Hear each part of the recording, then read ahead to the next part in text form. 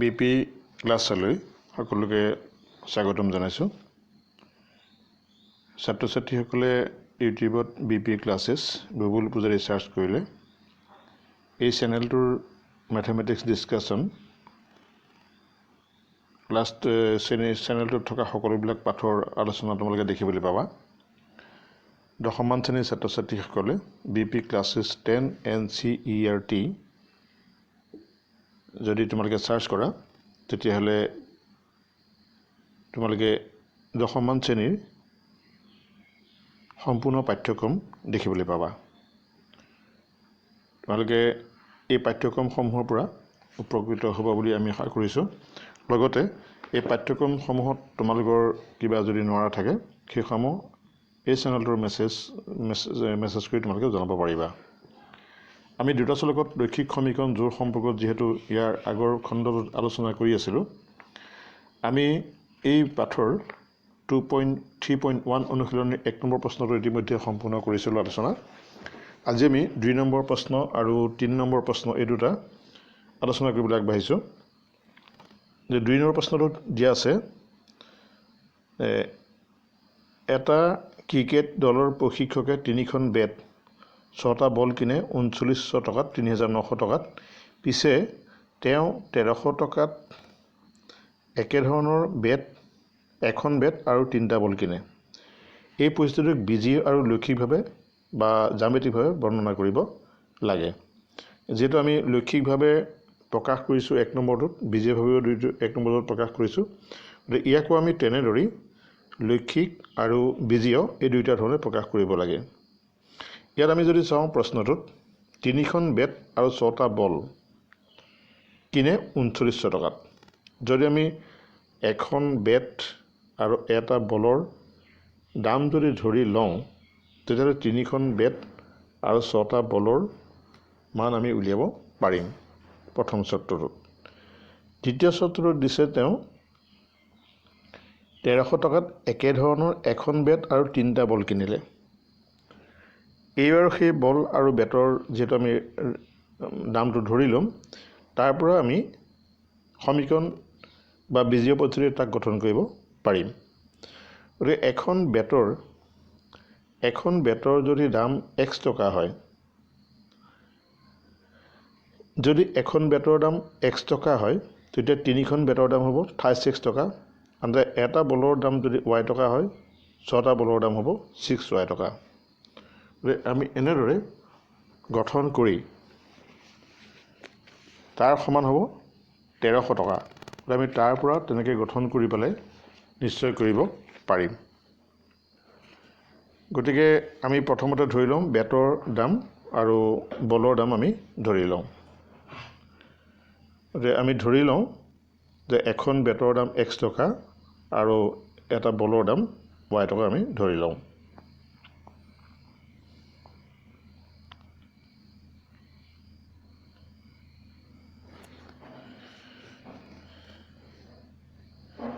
ধৰো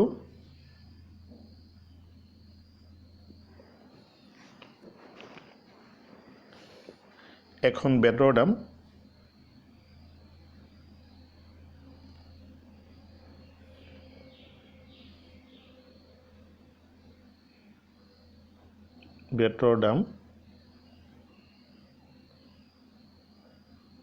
x টকা আৰু এটা বলৰ দাম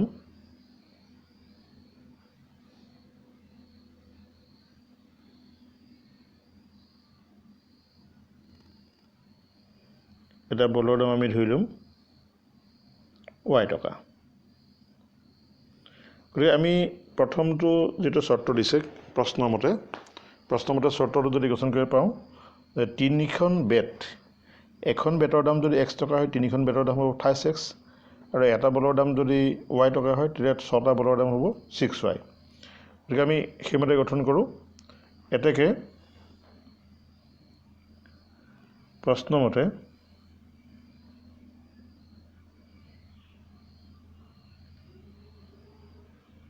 প্ৰশ্নমতে 28x প্লাছ 6y ইকুৱেল 3900 অৰ্থাৎ এই দুইটা বস্তু 3900 টকাত কিনিছিল। এতিয়া আমি প্ৰত্যেকতে যদি 3 এটাৰে হৰণ কৰি দিওঁ, যেহেতু 3 চবতে আছে, 36ত 3 আছে, 6y 3 আছে, 3900 3 আছে, গতিকে 3 এটাৰে প্ৰত্যেককে হৰণ কৰিলে আমি পাম যে এইটো হৰণ কৰিলে 36ক হৰণ কৰিলে x থাকিব, অৰ্থাৎ আমি কমন ল'লোঁ, আৰু y কমন ল'লে 6y কমন ল'লে twice y থাকিব, আৰু 3900 কমন ল'লে 1300 হ'ব। এইটো হ'ব 1 নম্বৰটো আমি বীজীয়ভাৱে প্ৰকাশ কৰিলোঁ 1 নম্বৰটো। এতিয়া আমি আকৌ প্ৰশ্নমতে যদি দ্বিতীয় চৰ্তমতে চাওঁ, দ্বিতীয় চৰ্তমতে উলিয়াবলৈ চাওঁ,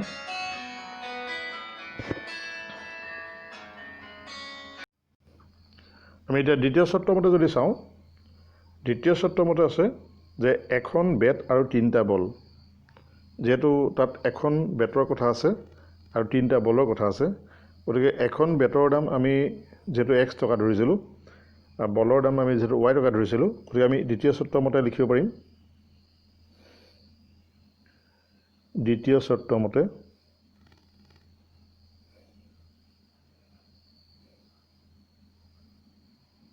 চৰ্তমতে আমি লিখিব পাৰিম যে এখন বেট x আৰু 3টা বল 28y, তাৰ মানটো আমি পাইছিলোঁ যে তাত 1300 টকা, এইটো হ'ল 1300। গতিকে আমি প্ৰথমটো পালোঁ x plus twice y equal 1300 আৰু x plus twice y equal 1300, এইটো আমি 2 নম্বৰ সমীকৰণ নাম দিব পাৰিম।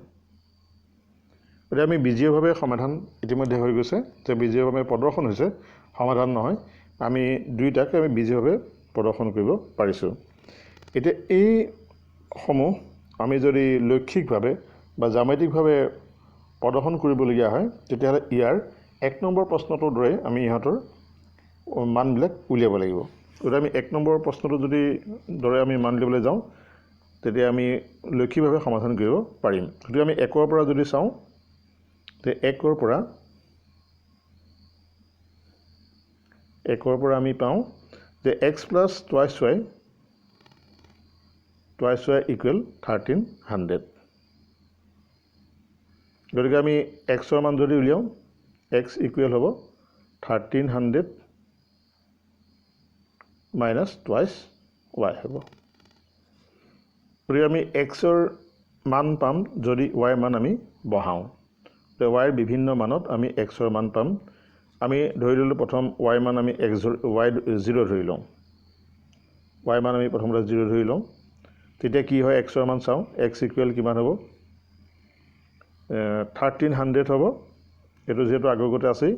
মাইনাছ twice y, যিহেতু y মান আমি যদি ধৰি ল'লোঁ 0, গতিকে আমি পালোঁ 1300 পালোঁ। গতিকে আমি ইয়াক লিখিব পাৰিম যে xৰ মান আমি পাম 1300, কেতিয়া পাম, যেতিয়া xৰ মান y মান 0 হ'ব। xৰ মান 1300 পালে আমি এনেদৰে জোৰৰ সহায়ত লিখিব পাৰিম। আৰু আমি তাক এটা তালিকা বনাই আমি সিহঁতৰ মানসমূহ লিখিব পাৰিম। আমি যিহেতু প্ৰথমটো প্ৰশ্নত এনেদৰে কৰিছিলোঁ, তেতিয়া আমি কমেও 3টা মান তাৰ উলিয়াম, x y। xৰ মান আমি প্ৰথমতে ধৰিছিলোঁ, y মান আমি প্ৰথমতে ধৰিলোঁ 0, গতিকে xৰ মান পালোঁ আমি 1300, এইটো হ'ল প্ৰথম মান। তেনেকৈ আমি আৰু এটা মান উলিয়াই চাওঁ, যিহেতু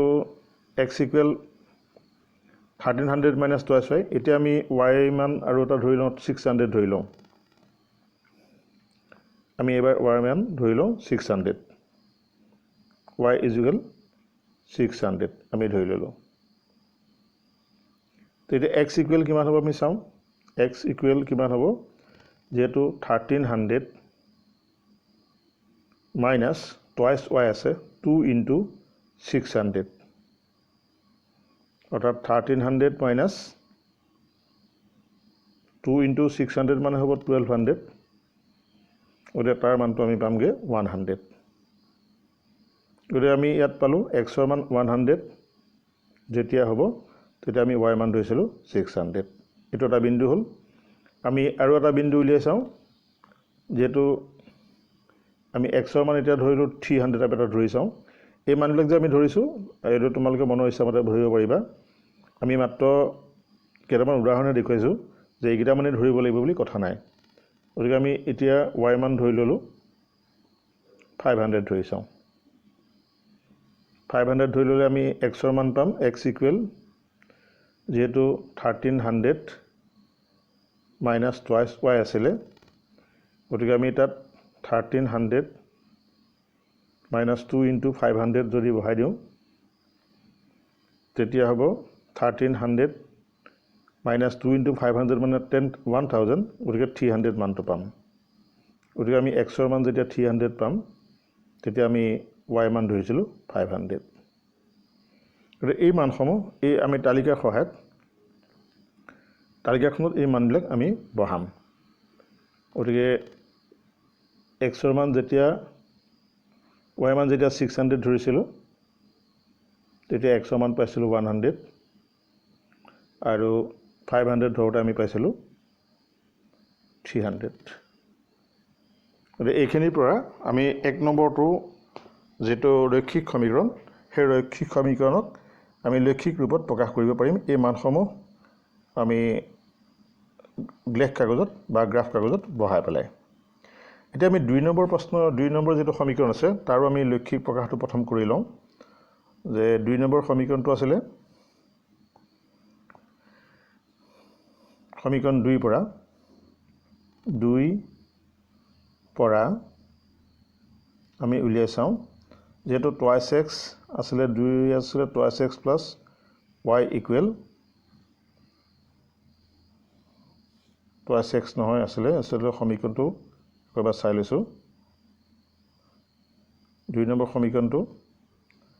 আছিলে x প্লাছ 2 ইকুৱেল 1300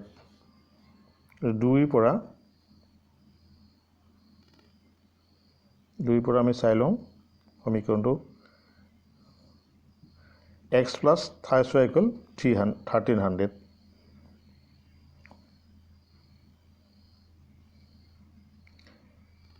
2 পৰা আমি পাওঁ x plus 2y is equal 1300 আমি যদি ইয়াত x ৰ মান উলিয়াওঁ তেতিয়া আগৰটো ধৰি 1300 minus 2y এতিয়া আমি ইহঁতক তালিকাৰ সহায়ত একেবাৰতে পাতি দিম মানবিলাক আগৰ দৰে দুবাৰ নাপাতো যেহেতু আমাৰ অভ্যাস হৈছে গতিকে আমি পাৰিম এনেকৈ কৰিলেও x y এতিয়া আমি যদি মনতে এটো আমি যদি নিজে ক্যালকুলেশন কৰিব পাৰো যে y মান যদি আমি 0 ধৰো তেতিয়াহলে আমি দেখিম যে 2y মানটো 0 হৈ গুছি যাব x ৰ মানটো হ'ব 1300 y মান যদি 0 হয় x ৰ মান হ'ব 1300 আৰ দ্বিতীয়টো আমি চাওঁ যে y মান যদি 400 ধৰো তেতিয়া 400 into 3 মানে 1200 হ'ব গতিকে তেতিয়া ইয়াৰ মানটো হ'ব 1200 1300 minus 1200 মানে 100 হ'ব গতিকে আমি যদি 400 যদি ধৰো তেতিয়া তাত আমি মান পাম 100 আৰু যদি আমি 300 ধৰো তেতিয়াহলে আমি মান পাম যে 3 into 3 আমাৰ 900 হ'ব অৰ্থাৎ 900 হলে এটো 900 হ'ব যে 13 minus 900 মানে হ'ব 400 গতিকে আমি যদি 300 ধৰো এটো যদি 300 ধৰো তেতিয়া আমি পাম 400 এতিয়া আমি এই সমূহ গ্ৰাফ কাগজত যদি অঙ্কন কৰিব পাৰো তাত গ্ৰাফ কাগজত তোমালোকে গম পাইছা যে গ্ৰাফ কাগজত আঁকিবলৈ যাওঁতে আমাৰ চকগিটা প্ৰথম আমি জানি লম এইগিটা হল সৰল ৰেখা আমি কাৰ চিহ্নেৰে প্ৰকাশ কৰিব লাগিব এটো হল x ডেশ এটো মূলবিন্দু o এটো হল y ডেশ এটো x আৰু y এতিয়া আমি মানবিলাক ধৰিবলৈ যাওঁতে যেতিয়া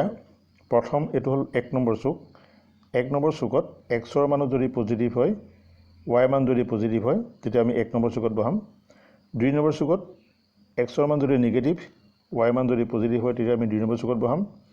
আৰু 3 নম্বৰ চুকত যদি xৰ মানো নেগেটিভ থাকে y মানো নেগেটিভ থাকে অৰ্থাৎ ক্ৰমিত জোৰটোত তেতিয়া আমি 3 নম্বৰ চুকত বহাম আৰু 4 নম্বৰ চুকত বহাবলৈ হ'লে xৰ মানটো যদি পজিটিভ y মানটো যদি নেগেটিভ থাকে তেতিয়া আমি 4 নম্বৰ চুকত বহাম এনেকৈ আমি মানসমূহ ইয়াত দেখিছোঁ যে তিনিটা মানে যেহেতু পজিটিভ হিচাপে আছে গতিকে আমি তিনিটা মানে প্ৰথম চুকত 2 নম্বৰটোৰ সমীকৰণত বহিব তেনেকৈ 1 নম্বৰটো আমি যদি চাওঁ 1 নম্বৰটো আমি দেখিছোঁ যে তিনিটা মানে তাৰ পজিটিভ ঘৰতে আছে আৰু ইয়াৰ পৰা আমি দেখিলোঁ যে এটা মান xৰ মান 1300 হ'লে y মান 0 হৈছে আৰু 2 নম্বৰটো আমি পাইছোঁ যে xৰ মান 1300 হ'লে y মানটো 0 হৈছে ইয়াৰ অৰ্থ এইটোৱেই যে দুইটা লেখ আমি যদি উপস্থাপন কৰোঁ তে দুইডাল লেখে এটা বিন্দুত কাটিব আৰু সেই বিন্দুটো হ'ব x = 1300 আৰু y = 0 ইয়াৰ আগৰ যেটো আমি সমীকৰণ 1 নম্বৰ প্ৰশ্নটো যেটো কৰিছিলোঁ তাত আমি সমীকৰণৰ যিকেইডাল লেখ বা উপস্থাপন কৰিছিলোঁ সেই লেখকেইডালে আমাক কটাকটি কৰা আমি দেখিবলৈ পোৱা নাছিলোঁ কিন্তু ভৱিষ্যতলৈ কটাকটি কৰিব কোনো এটা মানত আগত লেখত কিন্তু এই লেখটোত আমি দেখিলোঁ যে ইয়াত আগৰ লেখটোত আমি যদি চাওঁ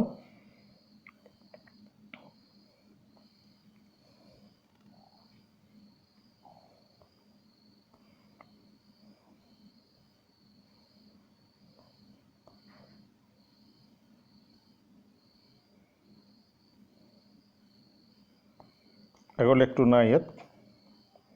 তথাপি আমি এই লেখটোকে যদি আঁকি চাওঁ এতিয়া এই লেখটো আমি আঁকি পেলাই চাওঁ যে কেনেকুৱা হ'ব আমি যেটো মানটা পালোঁ এই মানকেইটা আমি এতিয়া বহাই চাওঁ প্ৰথম সমীকৰণটোত তোমালোকে মানসমূহ যেটো মনত নিশ্চয় আছে 1 নম্বৰ মানটো হ'ল 0 1300 xৰ মান 1300 y মান 0 আমি ইয়াত দেখিছোঁ যে 5 ঘৰ সমান 100 একক ধৰিছোঁ অৰ্থাৎ 100 ধৰোঁতে আমি 5 ঘৰ গৈছে তাই ইয়াত তোমালোকে দেখিছা এইখিনিত হ'ল 100 এইখিনিত হ'ল 200 এইখিনিত 300 এনেদৰে গৈছে যে আমি এনেকৈ যদি চাওঁ যে অৰ্থাৎ 10 ঘৰত আমি পাম 200 20 ঘৰত 400 এনেকৈ যদি হিচাপ কৰি চাওঁ তেতিয়া আমি পাম যে এইটো নম্বৰ ঘৰত 7 নম্বৰ ঘৰটোত এইখিনিত হ'ব 1300 আৰু xৰ মানটো হ'ব 0 গতিকে এইটো হ'ব 1300 আৰু 0 বিন্দু এইটো অৰ্থাৎ এইটো বিন্দুটো এই বিন্দুটো দুইটা লেখতে আছে তাৰপিছত আমি যদি চাওঁ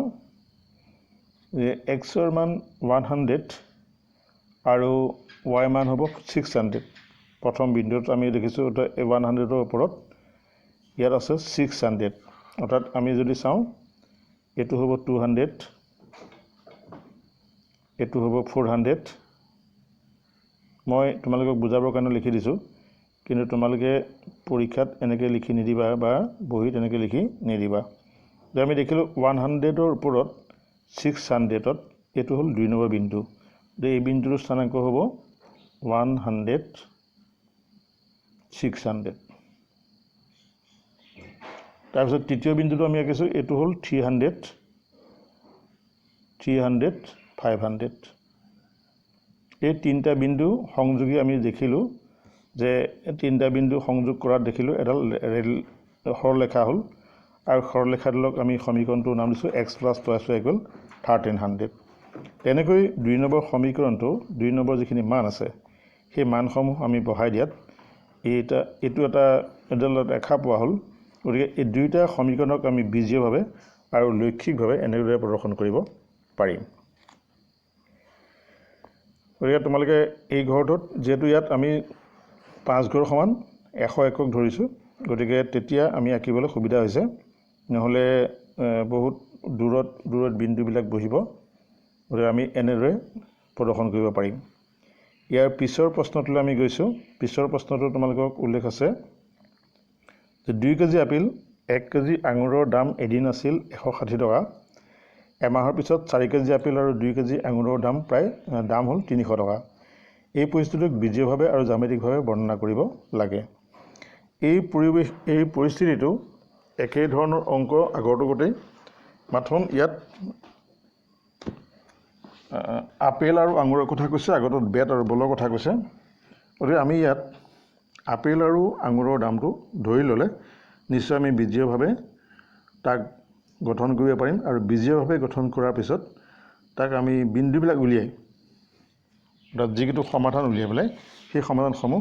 লৈখিকভাৱে প্ৰদৰ্শন কৰিব পাৰিম এতিয়া আমি এই দ্বিতীয়টো প্ৰশ্নত দেখিলোঁ যে লেখটো হ'লে এটা বিন্দুত কাটিলে এইটো বিন্দুত আমাক কাটা নে নাকাটা আমি পৰীক্ষা কৰি চাম এতিয়া আমি এইটোৰ কাৰণে আমি ধৰি ল'ম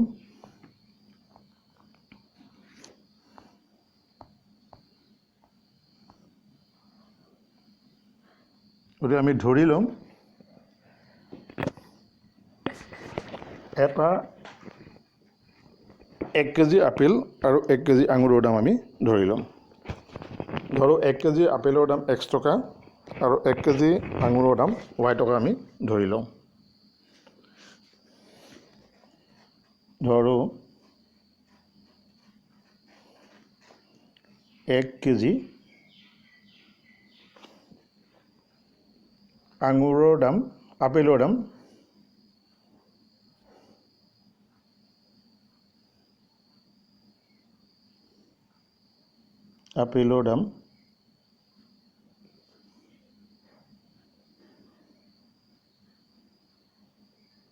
আপেলৰ দাম আমি ধৰি ল'লোঁ x টকা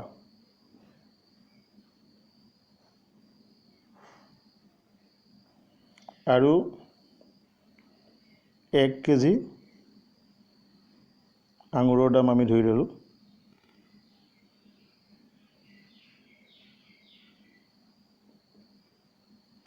আমি y টকা ধৰি ল'লোঁ এতিয়া যেহেতু প্ৰথম চৰ্তমতে দিছে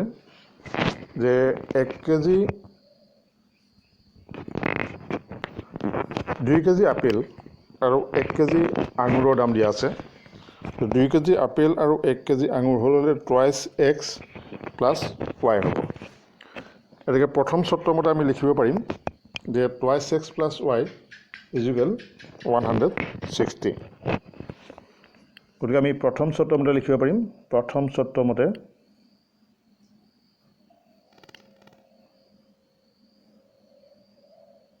চৰ্তমতে আমি লিখিব পাৰিম twice x plus 2 KG apple যেহেতু দিয়া আছে twice x plus 1 KG apple 1 KG আঙুৰ twice x plus y is equal 160 এইটো হ'ল 1 নম্বৰ সমীকৰণ আমি নাম দিব পাৰিম তেতিয়াহ'লে প্ৰথম চৰ্তমতে আমি পালোঁ দ্বিতীয় চৰ্তমতে আমি গঠন কৰিবলৈ চাওঁ বিজয়ভাৱে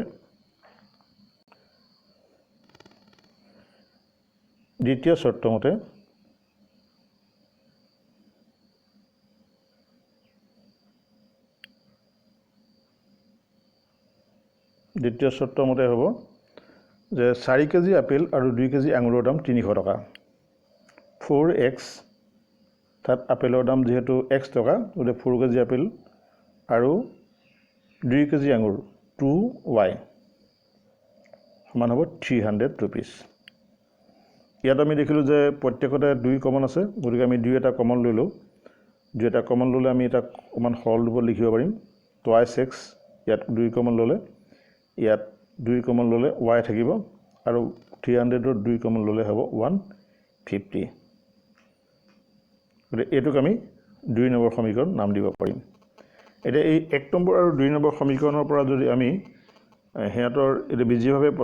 গঠন কৰা হৈ গ'ল 1 নম্বৰ সমীকৰণৰ পৰা যদি লওঁ আমি এতিয়া 1ৰ পৰা যদি চাওঁ 1ৰ পৰা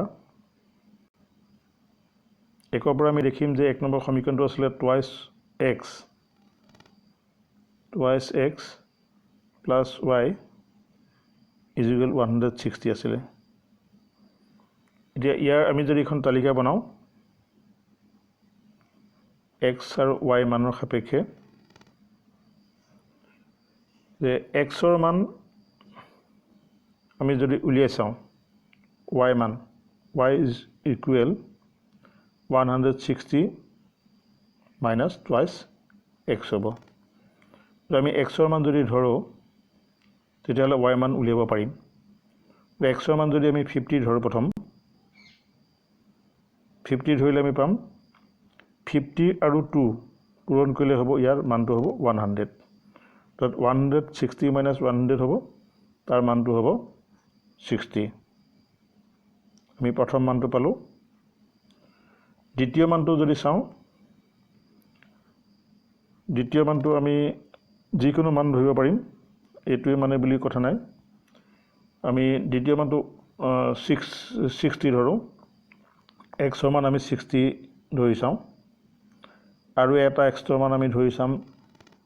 40 অৰ্থাৎ বিভিন্ন মান ধৰি চাও 60 ধৰি চালে আমি পাম 60 into 200 সমান 120 হ'ব 100 অৰ্থাৎ ইয়াৰ মানটো হ'ব twice x সমান 120 এফালে 160 minus 120 মানটো হ'ব 40 আৰু আমি 60 ধৰিলে পাম তাৰ মানটো হ'ব 40 যদি 40 ধৰো তেতিয়া 40 into 200 তাৰ মানটো হ'ব 80 40 into 200 ৰ মানটো হ'ব 80 অৰ্থাৎ 160 minus 80 তাৰ মানটো হ'ব 80 আৰু আমি তাত 40 ধৰিলে তাৰ মানটো পাম 80 আৰু আমি এনেদৰে x আৰু y মানসমূহ উলিয়াব পাৰিম ইয়াৰ পিছত 2 নম্বৰ সমীকৰণৰ পৰা আমি যদি চাওঁ 2 নম্বৰ সমীকৰণটো যেহেতু আছিলে twice x plus y equal 150 তো আমি 2 নম্বৰ সমীকৰণটো পালো 2 ৰ পৰা twice x plus y is equal 150 তো আমি y মান যদি ইয়াত উলিয়াই চাওঁ 150 minus twice x আগৰটোৰ দৰে আমি যদি মানবিলাক বহাই চাওঁ x y এবাৰ আমি y মান যদি 50 ধৰি চাওঁ আগৰ গিটা মানে যদি ধৰি চাওঁ 50 ধৰিলো তেতিয়া 50 into 200 50 into 2 100 হ'ব ইয়াত হ'ব থাকিব 50 থাকিব গতিকে যদি 60 ধৰো আগৰ গিটা মানে বহাই চাওঁ 60 ধৰিলে হ'ব 60 into 200 60 into 2 সমান হ'ব 120 150 পৰা গ'লে 30 থাকিব ইয়াৰ মানটো হ'ব 30 আৰু শেষৰ এটা মান বহাই চাওঁ 40 যদি বহাই চাওঁ তেতিয়া 150 minus 2 into 40 সমান হ'ব 150 minus 80 সমান হ'ব 70 গতে 40 মান বহালে আমি পাম 70 গতে এই সমূহ মান আমি গ্ৰাফ কাগজত যদি উপস্থাপন কৰোঁ লেখ কাগজত তেতিয়া হলে লেখটোৰ পৰা আমি তাক প্ৰদৰ্শন কৰিব পাৰিম গতে আমি লেখটো দেখিছো লেখটো তোমালোকক আকি দেখুৱাইছো তোমালোকে নিশ্চয় মানবিলাক বহাব পাৰিবা ইয়াত আমি এককটো ধৰিছো 5 ঘৰত 10 একক অৰ্থাৎ এই 10 ঘৰত 5 ঘৰত যদি 10 একক হয় তেতিয়া 10 ঘৰত হ'ব 20 একক অৰ্থাৎ এখিনিত হ'ব 20 এখিনিত 20 হ'ব এখিনিত 40 হ'ব 20 ঘৰৰ মূৰে এখিনিত 60 হ'ব গতিকে এনেকৈ আমি বিন্দুবিলাক বহাইছো যেটো 60 মান আমি পাইছো 60 পাইছো 30 আৰু এটাত 60 পাইছো আমি 60 পাইছো 30 আৰু এটাত 60 পাইছো 50 মানে দুইটা লেখৰ আমি একলে এনেকুৱা দুইডাল লেখ ইজালে খিজালে লগ নলগাকৈ অসীমলৈ বিস্তৃত দুডাল লেখা হ'ব গতিকে আমি এই তিনিটা প্ৰশ্নত দেখিলো যে তিনিটা প্ৰশ্নত তিনডাল লেখৰ প্ৰকাশ বিভিন্ন ধৰণৰ হৈছে কৰবাত কটাকটি কৰা নাই কৰবাত কটাকটি কৰিছে আৰু কৰবাত সমান্তৰালকে ইডালৰ কাষেৰে সিডাল গৈছে এই আলোচনাখিনিৰ পৰা আমি এটা কথাই নিশ্চিত হ'লোঁ যে ৰৈখিক সমীকৰণৰ যদি আমি লেখ আঁকো সাধাৰণতে এডাল লেখা পোৱা যাব আৰু দুটা ৰৈখিক সমীকৰণ যদি আমি একেলগে আঁকো কেতিয়াবা সেই লেখ দুডালে এটা বিন্দুত কটাকটি কৰিব পাৰে, কেতিয়াবা লেখ দুডালে কটাকটি নকৰাকৈ ইডালৰ কাষেদি সিডাল গুচি যাব পাৰে আৰু কেতিয়াবা ইডাল লেখা সিডালৰ লেখাৰ লগত মিলি যাব পাৰে। যিটো আমি আগৰ আলোচনাত কৈছিলোঁ এই সম্ভাৱনাকেইটা আহিব। ইয়াৰ পিছৰ পাঠত আমি জোৰ অৰ্থাৎ ৰৈখিক সমীকৰণৰ জোৰ সম্পৰ্কে আলোচনা কৰিম।